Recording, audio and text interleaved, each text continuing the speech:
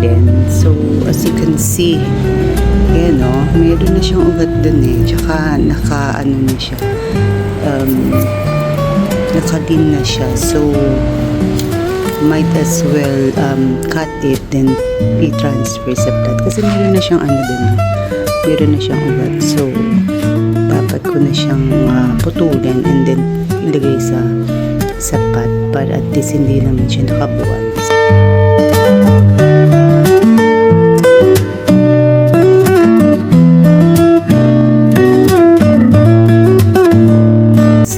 Naalis ko na siya. Meron na rin siyang mga ugat din. So, most probably, mabubuhay din to. Kasi nga, meron na siyang ugat. And, not sure kung anong mangyayari dito. Kung meron ba siyang sisibol na another branch. Pero, okay na yan. Kesa naman, magbalintag niya. Kasi nga, meron tumubo na another halaman or sanga. Itanim natin to para at least meron pa tayo isang malaking ganyang klase ng variety. So, thank you. Cut ko na yung top ng aking sansevieria or snake plant. So, naitanim ko na rin siya sa isang paso. Sabi ko nga, mayroon na kasi rin siyang ugat, kaya pwede ko na rin siyang i-cut and then itanim sa isang paso para mas lalo pa siyang lumaki.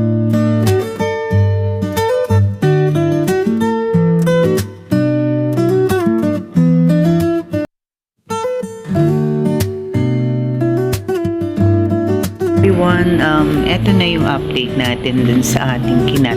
Diba meron akong kinat dito. So after a week, nilagay ko muna siya dun sa shaded part. So ayan na siya. Established na siya. So yan ko na rin siya nilagay sa tabi nung pinagkuhanan ko sa kanya. Kasi kung hindi ko siya ikinat, napakataas na, diba? Kung nakita nyo kanina sa aking video na nauna. So, ang taas na niya, naglilin na siya eh. So, hindi na kaya nung pinakababa yung taas. So, naglilin na siya. And meron naman na siyang ugat. So, what I did talaga is, inano ko siya, inilipat ko din sa pot na. So, ayan na siya. Successful. Buhay na siya kasi 1 week na yan nandyan. So ayan, dalawa na silang malaki and then meron pa ako dito sa gawin dito sa ibang lugar ng aking garden na ganyan. Ayan din, meron ako dito galing lang yan sa isang puno and then dumami kasi nanganak. So ayan yan siya. So yan, eto din, kinuha ko lang din yan para naging baby. So ayan siya. And ito din isa na to, para ganyan din yung variety na yan. Galing lang din yan sa isang puno, sa isang pot, and then lumaki nagkaroon ng baby. So tinitransfer ko lang din siya.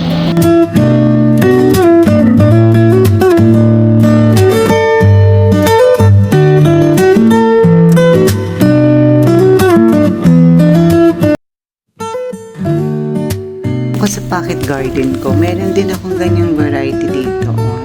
Marami na siya eh. So, dumami na lang siya ng dumami kasi ilang years na rin ako nagko-collect ng sansevieria or snake plant. And since pandemic pa, nagko-collect na ako. So, medyo matagal-tagal na rin yun. So, talagang dumami. May mga napamigay na rin akong ganyan.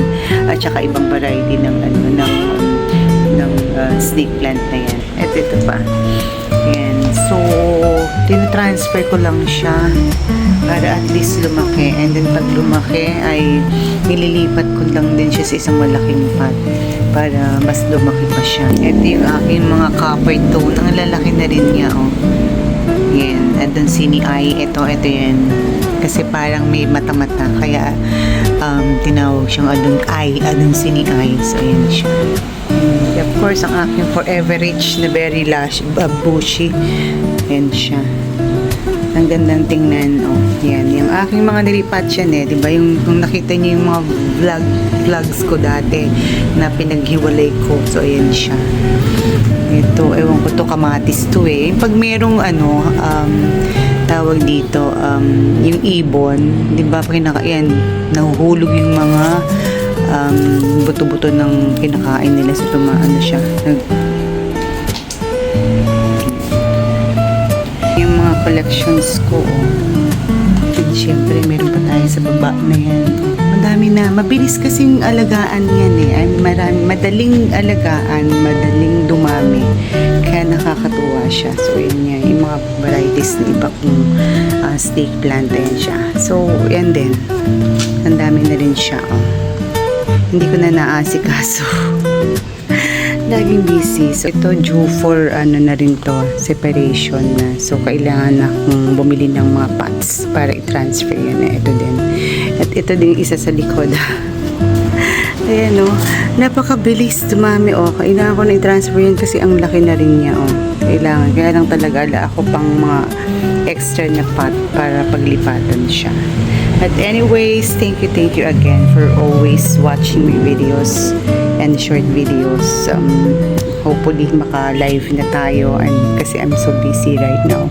Kaya hindi ako nakakapag-live. Nakakatambay lang ako and then minsan nakakaakyat pero not most of the time. Pag free lang ako.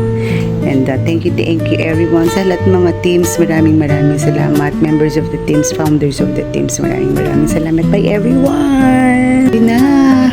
Maganda pa rin sila kahit gabi na.